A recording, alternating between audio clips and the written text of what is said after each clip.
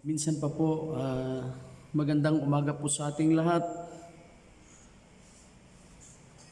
Purihin ang pangalan ng ating Panginoong Hesus. Tunay nga po na siya po ay dakila at siya po ay patuloy na kumikilos sa buhay natin.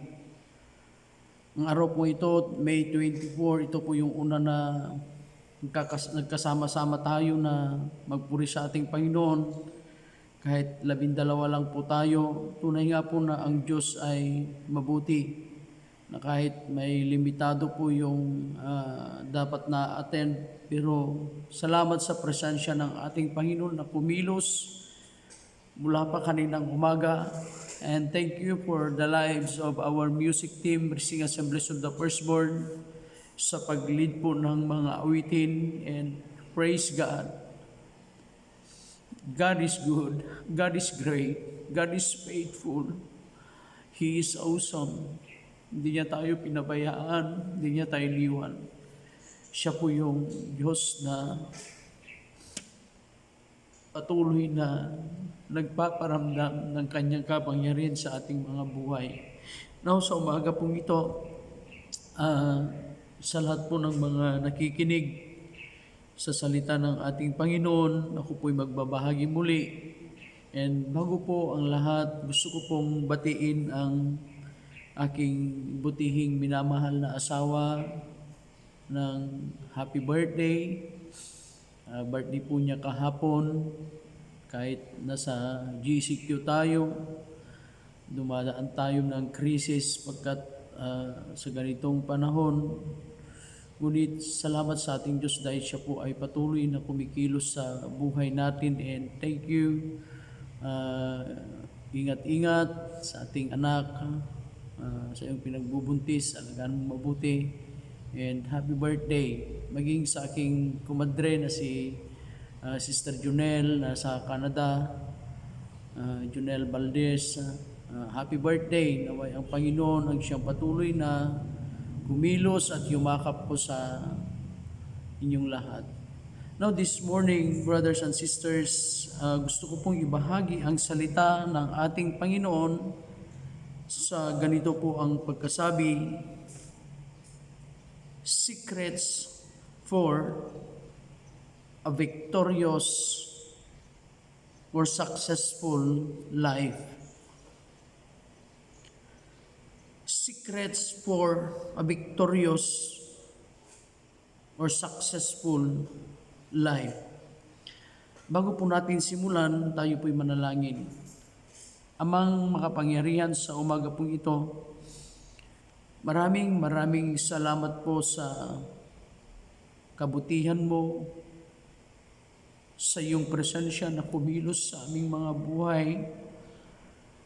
Salamat po, tunay nga po na sa ganitong bilang namin, ikaw yung Diyos na patuloy na kumikilos sa pamamagitan ng iyong banal na Espiritu. Kami po'y napupuspos ng iyong kapangyarihan. Sa umaga po ito, amin pong papakinggan ang iyong mga salita. Panalangin ko po na kayo pong patuloy na mangusap at gamitin niyo ang inyong mga salita na maging kalakasan, ilaw ng aming mga buhay. Patuloy niyo rin pong pagpalain ang aming church, Rising Assemblies of the Firstborn, at sa lahat po ng mga nakakapakinig ng iyong mga salita mula po dito sa Pilipinas at sa ibang bansa. Ang panalangin ko po, patuloy mong iabot ang iyong mapagpalang kamay, na kahit kami po'y dumaraan po, Panginoon, sa krisis ng COVID-19, ngunit salamat dahil ikaw ang Diyos na patuloy na kumikilos at nangungusap sa amin. Ikaw ang Diyos na hindi po nagpapabaya sa amin. Pagpalaan niyo pong bawat isa sa amin. Salamat po, Panginoon, sa umagang ito. Dinadakila ka namin. Maraming salamat. Ito pong aming samot dalangin sa matamis na pangalan ng aming Panginoong Hesus. Amen and amen. Praise God. Minsan pa po, ang mensahe po natin sa umagang ito, ganito pong pagkasabi, secrets for a victorious or successful life. Now, sa panahong ito, alam ko po na marami tayong iniisip, marami tayong mga pinagdadaanan dahil po sa ating sitwasyon na dumaraan po tayo sa pandemic crisis na ito dahil po sa COVID-19. But thank God, dahil ang Diyos ay mabuti, may mga pangako ang Diyos sa kanyang mga salita. At kung ating pagbubulay-bulayan, mararamdaman natin, makikita natin yung mga kahanga-hanga o matagumpay na kapangyarihan ng Panginoon para sa ating mga buhay.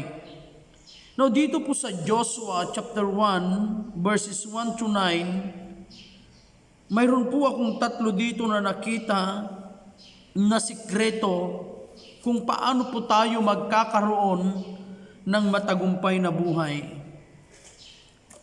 Babasahin ko po sa inyo. Pagkamatay ni Moses, sinabi ni Yahweh kay Josue na anak ni Nun at dating kanang kamay ni Moses, patay na ang lingkod kong si Moises.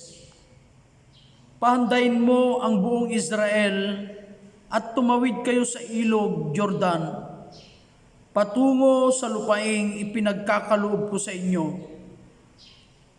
Gaya ng aking pangako kay Moses, ibibigay ko sa inyo ang lahat ng lupaing inyong maaabot. Ito ang magiging hangganan ninyo sa hilaga ang bundok ng Libano at sa timog ang ilang, sa silangan ang malaking ilog Euphrates at sa kanluran mula sa lupain ng Hityo hanggang sa dagat Mediteraneo. Hindi ka matatalo kanino man habang ikaw ay nabubuhay. Kung paanong sinubaybayan ko si Moises, gayon din ang gagawin ko sa iyo. Hindi kita papabayaan. Verse 6, magpakatagtag ka at lakasan mo ang iyong loob. Ikaw ang mamumuno sa bayang ito sa pananakop nila sa lupaing ibibigay ko sa kanila. Ayon sa aking pangako sa inyong mga ninuno. Ngunit dapat kang magpakatatag at magpakatapang. Sundin mong mabuti ang kautusan ibinigay ko sa inyo ni Moises. Huwag mong susuwayin ang anumang itinatagubilin doon at magtatagumpay ka sa lahat mong gagawin. Verse 8, huwag mong kaliligtang basahin ang aklat na iyon.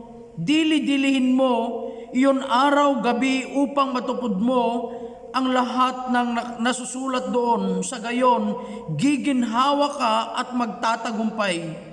Verse 9, alalahanin mong lagi itong aking tagubilin. Magpakatatag ka at tibayan mo ang iyong loob.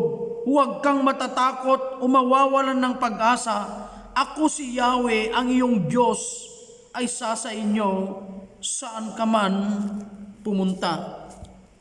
No, kung ating titignan po dito sa salita ng ating Panginoon, bago po tayo pupunta sa mga sikreto kung paano po tayo magkakaroon ng matagumpay, a victorious, successful life, mayroon pong mga pangako ng Diyos dito. In verses 3 to 4, makikita po natin, gaya ng aking pangako kay Moses, ibibigay ko sa inyo ang lahat ng lupaing inyong maabot. Ito ang magiging hangganan ninyo sa hilaga ang bundok na Libano sa timog, ang ilang sa silangan, ang malaking ilog Euphrates at sa kanluran mula sa lupain ng mga Hatyo hanggang sa dagat Mediteraneo. Kung ating titignan, mayroon pong pangako dito ang Diyos kina Moises, Joshua at sa mga Israelites na ipagkakalob niya ang lupain, lalong-lalo na ang Kanaan at ang mga lupain kanilang maaabot. In verse 5, makikita natin yung proteksyon ng ating Panginoon dito o ang ating Diyos na buhay. Hindi ka matatalo ni numan habang ikaw ay nabubuhay. Kung paanong sinubaybayan ko si Moises, gayon din ang gagawin ko sa iyo, hindi kita papabayaan. Iyan yung proteksyon ng Panginoon na inatang niya kay Joshua. And in verse 6 to 9, the instruction, nang sabi po dito, magpakatatag ka at lakasan mo ang iyong loob. Ikaw ay mamumuno sa bayang ito sa pananakop nila sa lupaing ibibigay ko sa kanila ayon sa aking pangako sa inyong mga ninuno. Ngunit dapat kang magpakatatag at magpakatapang. Sundin mong mabuti ang kautosang ibinigay ko sa inyo ni Moises. Huwag mong susuwayin anumang itinatagubilin doon at magtatagumpay ka sa lahat mong gagawin. Verse 8, huwag mong kaliligtang basahin ng aklat na iyon, dili-dilihin mo iyon araw, gabi, upang matupad mo ang lahat ng nakasulat doon. Sa gayon, giginhawa ka at magtatagumpay. Alalahanin mong lagi itong aking tagubilin. Magpakatatag ka at tibayan mo ang iyong loob. Huwag kang matatakot o mawawalan ng pag-asa. Ako si Yahweh ang iyong Diyos ay sa iyo saan ka man pumunta. Ito po yung instruction ng Diyos kay Joshua. Alalahanin natin, mayroon pong pangako dito na ang sabi ng Diyos sa kanyang mga salita kay Josue, ikaw ay magtatagumpay. Hallelujah! Ikaw ay magtatagumpay sa lahat ng bagay. Yan ang sabi ng Diyos sa kanya. Giginhawa ka. Magiging victorious, magiging successful ang iyong buhay at ang mga Israelites kung susundin mo ang instruction na ito. Yan ang sabi ng Diyos. Mayroon siyang pangako, ipagkakaluban sila ng napakalaking pagpapala. Ang lupain Kanaan at proprotektahan sila ng Panginoon. Yun lamang dapat sumunod siya sa mga tagubilin ng ating Diyos. Now sa umagang ito, alam ko po na lahat po tayo, ito po yung gusto natin, na kahit po sa panahon ng krisis na ating pinagdadaanan, gusto po natin na maging matagumpay ang ating mga buhay. Sabi ko nga kanina sa aming mga worship team na God is good, God is faithful, na kung ating titignan ang ating mga sarili, na kahit 2 buwan mahigit na tayo po ay na-quarantine, but thank God, God is good, God is faithful, hindi niya tayo pinabayaan, wala pa namang pumayat sa atin, bagkos tayo ay lumalago physically at lumalago sa pananampalataya. Kaya nga po sa umagang ito, gusto rin ko pong ibahagi sa inyo yung 3 sikreto upang magkaroon tayo ng matagumpay na buhay. Ang una po, in verse 6 to 7, nang sabi po ng Diyos dito kay Joshua, verses 6 to 7, magpakatatag ka at lakasan mo ang iyong loob.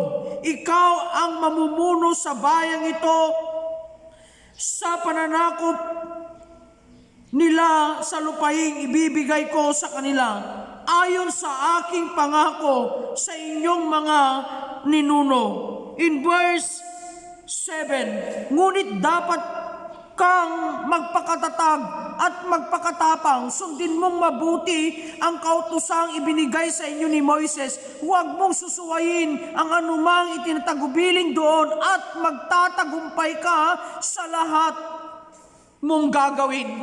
Ang sabi ng Diyos, kung gusto mo na magtagumpay, dapat magpakatatag at magpakatapang ka. Nang sabi po dito, be strong and take courage.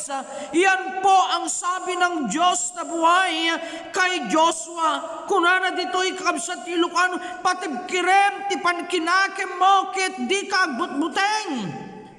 Tay pangulwam dagitoy at tawa mang sakop, daytoy adagangin sa patak nga ited kada kayo. Uy kadagiti kapunan da, masapul nga rod pakiribam, pakirbem, ti pakinakim mo kitong palim. Asi ingit dagiti amin alintag, nga ited kada kayo ni Moses. Nga dipin ko, wentong palim tapno agbalegi ka, iti sa dinuman apapanam. Dahito itimbaga ni Apo Diyos kay Joshua, kabsat kaya ito po yung sabi ng Diyos kay Joshua, that you need to be strong and be courageous. Pagkat ang Diyos na buhay, mayroon po siyang pangako dito na ipagkakaloob ng Diyos ang lupaing Kanaan. At sila po'y magtatagumpay kung siya po'y magiging matatag at matapang. No, kung ating titignan, alam po natin mga kapatid, na marami pong pinagdaanan mula po kay Moses, mula po sa Egypt, sila po'y talagang dumanas ng mga krisis. But thank God, katulad nga ng sinabi ko sa inyo kanina, in verse 5 na mayroon pong proteksyon ng ating Diyos na buhay. Hindi niya po tayo iiwan ni pababayaan. Yan po ang sabi ng Panginoon, maging sa Hebreo, sinabi niya, I will never leave you nor forsake you. Yan ang pangako ng ating Panginoong Hesus. Sa umaga po ito, alam ko po na bawat isa, dumadaan po tayo sa krisis. Ngunit kung tayo'y magiging matatag, matapang, mga kapatid, God is faithful, God is great, God is good. Be strong and take courage. Ang Diyos na buhay, ang siyang tutulong sa atin at magkakaroon tayo ng victorious, successful life pagkat ang Diyos ang ating kasama. Amen! Praise God! Naalala ko po yung kwento ni Shadrach, Meshach at Abednego. Mensahe ko po sa mga nagdaang mga linggo. Dahil po sila naging matatag, matapang sa harapan ng hari. Nung sabi ng hari, kailangan magpuri sila sa pinatayong rebulto. Ngunit sabi ni Shadrach, ni Meshach at Abednego, hari, kung hindi man kami liligtas ng aming Diyos, hindi kami magpupuri sa iyong pinatayo. Kung kami may liligtas niya, ito'y kanyang gagawin. And thank God, praise God, God is good. Sila'y nagtagumpay. Kaya nga po sabi ng Diyos kay Joshua, ang sabi ng Diyos sa kanya, ako si Yahweh, sinasabi ko sa iyo na magpakatatag ka, maging matapang ka, at kung gagawin mo ito, hallelujah, anong sabi sa verse 8 or verse 7, sabi niya, at magtatagumpay ka sa lahat mong gagawin. Ito po yung unang sikreto. Maging matatag tayo. Be strong and be courageous. Huwag tayong matatakot. Huwag tayong mag-aalinlangan. Kasama natin ang Diyos. Kasama natin ang Diyos. Kasama natin ang Diyos. Hindi niya tayo iiwan. The second secret for a victorious, successful life, sabi po in verse 7b, hallelujah, be careful to obey the words of God. Maging maingat tayo, hallelujah, sa pagsunod sa salita ng ating Panginoon. Ano po ang sabi dito sa Verse 7, basahin po natin. Ngunit dapat kang magpakatatag at magpakatapang. Sundin mong mabuti ang kautosang ibinigay ko sa inyo ni Moises. Huwag mong susuwayin ang anumang itinatagubilin doon at magtatagumpay ka sa lahat mong gagawin. Yan po ang sabi ng banal na kasulatan kay Joshua. Be careful to obey all the law my servant Moses gave you. Do not turn from it to the right or to the left, that you may be successful whenever you go. Anong sabi niya dito? Na kung maingat tayong susunod sa salita ng ating Panginoon, sabi ng Diyos, and you will be successful. Ang sabi ng Diyos kay Joshua, that you may be successful wherever you go. Yan ang sabi ng Diyos, na magiging matagumpay ka sa lahat ng bagay. Ano po ang sabi sa Psalms 119, verse 105? Sabi po dito sa Psalms 119 na verse 105, ganito po ang pagkasabi, your word is a lamp to my feet and a light for my path. Ang iyong mga salita, ang sabi ng Diyos, hallelujah, sabi ni David, ang iyong mga salita ang siyang ilaw. The word, your word is a lamp to my feet and a light, hallelujah, for my path. And in Proverbs chapter 4, verse 20 to 22, ano pong sabi dito? Sabi po niya, my son, pay attention to what I say. Listen closely to my words. Do not let them out of your sight. Keep them within your heart, for they are life to those who find them, and health to a man, a whole or man's whole body.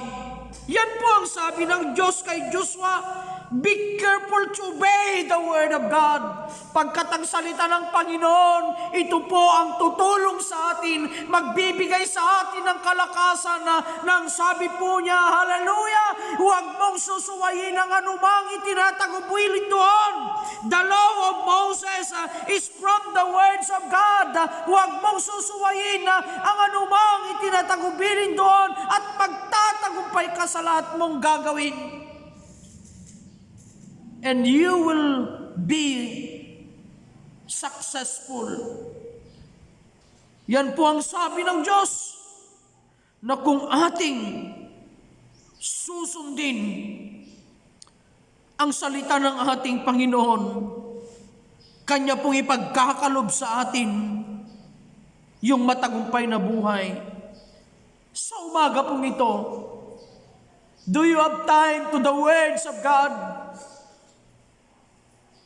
May panahon pa ba tayo sa salita ng Panginoon? Thank God for this moment. Thank God for this pandemic crisis. Na yung mga hindi po nakakapakinig ng salita ng Panginoon, sa pamamagitan ng social media, tayo po'y nakakapakinig ng salita ng Diyos. Kaya nga po habang mayroon pa na nagpipreach, mayroon pa tayong napapakinggan na salita ng Panginoon, makinig tayo sa salita ng Diyos. Huwag na nating hintayin na darating yung panahon na wala na tayong mapapakinggan. Ngayon mayroon pa tayong napapakinggan, makinig tayo. Ngunit huwag lamang tayong makinig. Kailangan basa tayo ng salita ng Panginoon. Hindi lamang magbasa. We need to study the words of God. Not only to study, we must memorize the word of God. Meditate the word of God. And, ang sabi ng Panginoon, we need to apply. Huwag mong susuwayin ang anumang tinagubilin doon at magtatagumpay ka sa lahat mong gagawin. If you want to have a victorious, successful life, the first one, be strong and be courageous. The second one, be careful to obey the words of God. And the last one, ganito pong pagkasabi in verse 8. Sabi po dito sa verse 8, huwag mong kakaligtaan o kaliligtaang basahin ang aklat na iyon. Dili-dilihin mo iyon araw at gabi upang matupad mo ang lahat ng nasusulat doon. Sa gayon, giginhawa ka at magtatagumpay. Hallelujah! Ano ang sabi ng Diyos? Huwag mong kaliligtaang basahin ang aklat na yaon, na dili-dilihin mo yon araw-gabi upang matupad mo ang lahat ng nakasulat o nasusulat doon. Sa gayon, sabi ng Diyos, ano ang kanyang pangako? Giginawa ka at magtatagumpay. In other words, the three secret, hallelujah, for a victorious, hallelujah, and successful life. Do not let the book depart and meditate day and night. Praise God. Do not let the book depart. Meditate it. Meditate day and night. Sabi ko kanina, meron po ditong illustration, hand illustration. Dito po sa nilit hearing. Pagkatapos mo pakinggan, palasingsingan reading, hearing reading, sa gitna studying, memorizing, meditating, and applying. Napakadali pong tandaan. Hearing, reading, studying, memorizing, meditating, and applying. Nang bawat isa kailangan natin ang salita ng ating Panginoon. Ano po ang sabi dito sa Psalms? Chapter 119. Salmo 119. Verse 130, na ganito po ang pagkasabi sa salita ng ating Panginoon. 190 verse 130, nang sabi po niya dito,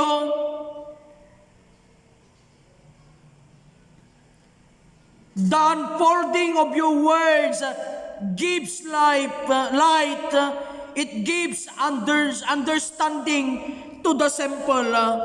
In Proverbs chapter 2, verses 1 to 2, sabi po dito mga kapatid, my son, if you accept my word and store up my command within you, turning your ear to wisdom and applying your heart to understanding. In chapter 7, verses 1 to 2, ganito pong pagsabi, my son, keep my word and store up my commands within you.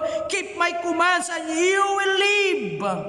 Guard my teaching as the apple of your eye. Yan po ang sabi ng salita ng Diyos.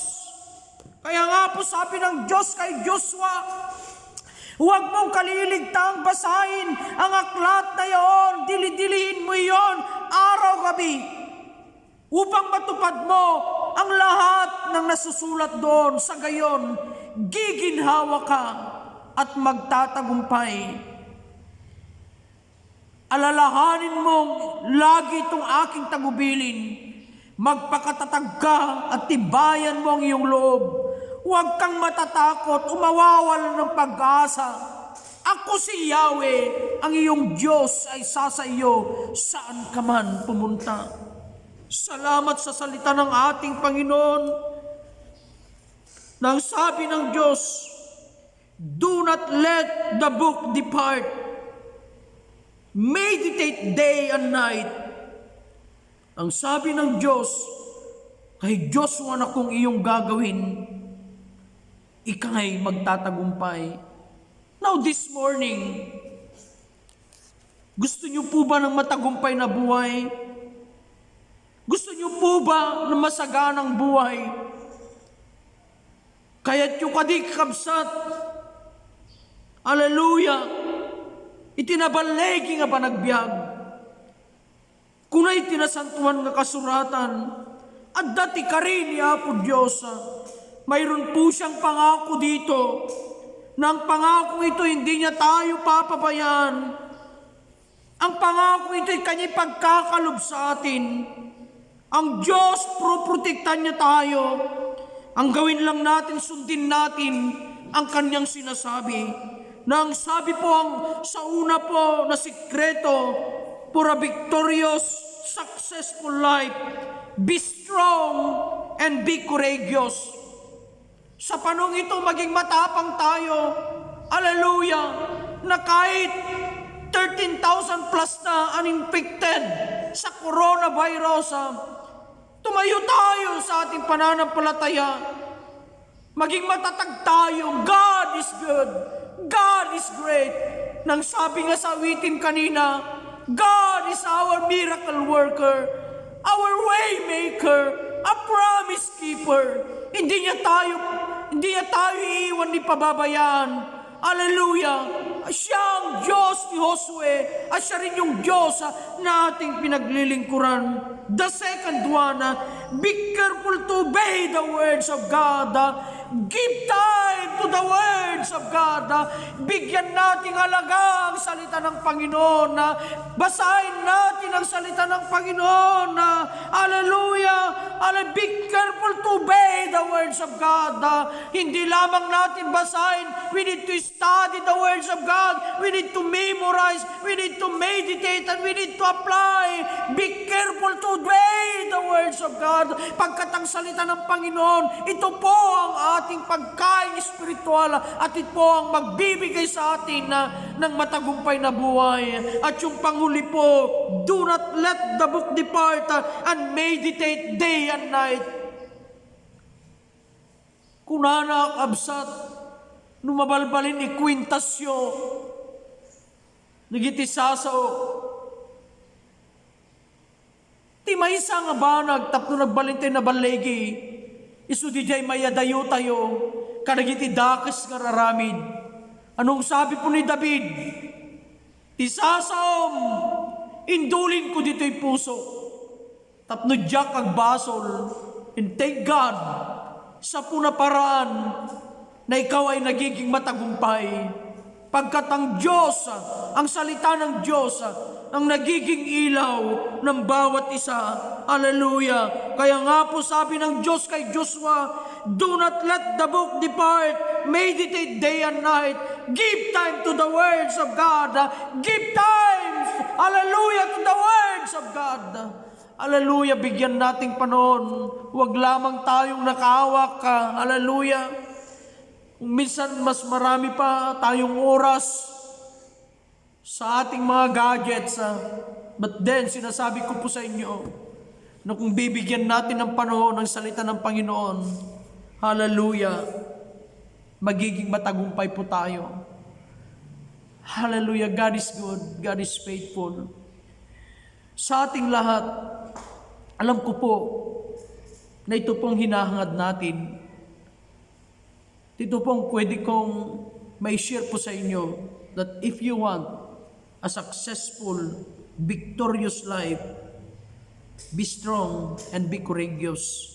Be careful to obey the word of God. Do not let the book depart and meditate day and night. Ito po ang mensahe ng Diyos sa umaga pong ito. Magandang umaga po and naway nagbigay po sa atin ng kalakasan saan man tayo lugar naroon, mga kapatid, ang Diyos ang siyang magpala po sa atin. Manalangin po tayo.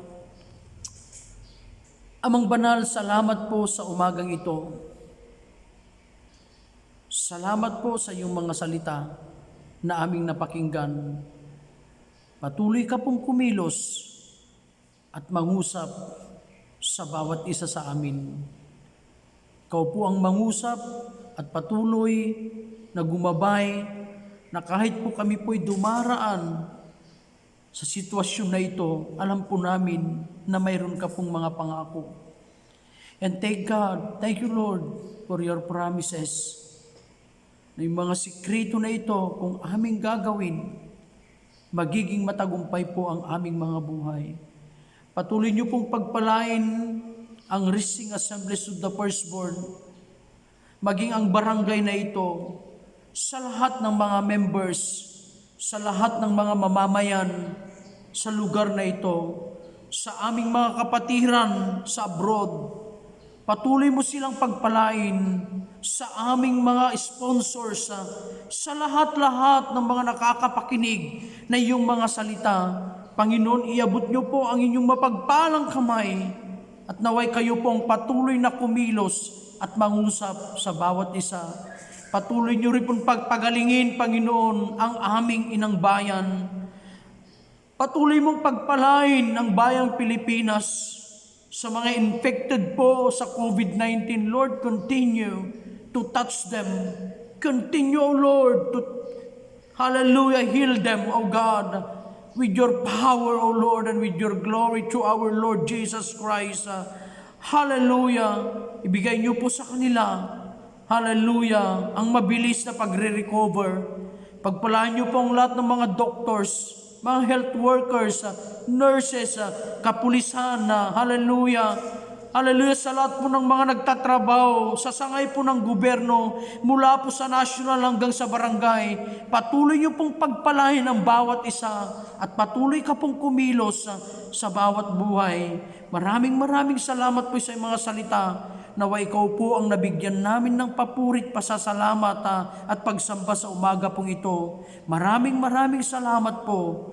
Hallelujah. Purihin ang iyong dakilang pangalan. Pinagkakalob po namin sa iyo, Panginoon, ang lahat ng papuri at pasasalamat. Ito pong aming samot dalangin sa matamis sa pangalan ng aming Panginoong Hesus. Amen and amen. Maraming salamat po mga kapatid sa inyong pakikinig. Naway ang Panginoon po ang patuloy na kumilos, yumakap po sa bawat isa. May the Lord bless us all. Happy Sunday. God bless.